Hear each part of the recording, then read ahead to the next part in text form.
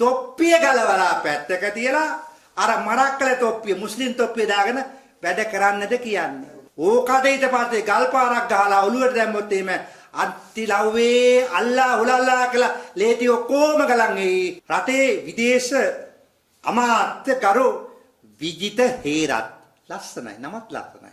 හැබැයි කතාවත් ලස්සනයි. ලස්සන කතා කරාට ලස්සට එනා වුණාම හදවතින්ම ඔහු මරක්කලෙක් වෙලා ඉවරයි. හේතුව මේ වෙන විට මරක්කල මිනිස්සුන්ට මරක්කල හෙදියන්ට Tamanට අවශ්‍ය සංස්කෘතිය අනුව ඇදුම අදින්න පුළුවන්. ඒ කටයුතු කරගෙන යන්න පුළුවන්.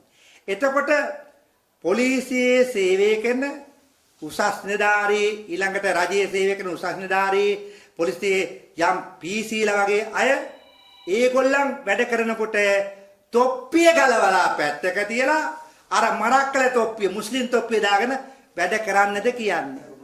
එතකොට මහත්වෝ හොඳයි නේද? මතක තියන්න රටේ එක නීතියක් තියන්න. මේ නීති දෙක තුන ගෙනල්ලා අපේ රටේ විනාශ කරන්න විජිත හේරත් මහත්වෝ දැකලන්න එපා. ඔබතුමාට මියක් කතා කරන්න දේවල් කොච්චර දේවල් තියෙනවද? රට හදන්න කොච්චර අදහස් තියෙනවද? ඇයි මේ ජාතිවාදී අවුස්සන්න නැත වරක් මෙවැනි දේවල් කරන්නේ?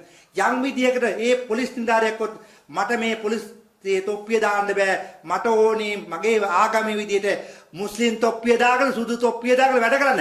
ඕකට ඊට පස්සේ ගල් පාරක් ගහලා ඔළුවට දැම්මොත් එහෙම අත්තිලව්වේ අල්ලා උලල්ලා කියලා ලේටි ඔක්කොම ගලන් එයි. අනේ මුස්ලිම් නීති ක්‍රියාත්මක කරනවා නම් මුස්ලිම් නීතිය තියෙන රටකට යවන්න රටේ අපේ රටේ නීතියට ගරු කරන අය අපේ නීතියේ අනුවැඩ කටයුතු කරන්න කියලා මම මේ අවස්ථාවේ සිහිපත් කරනවා.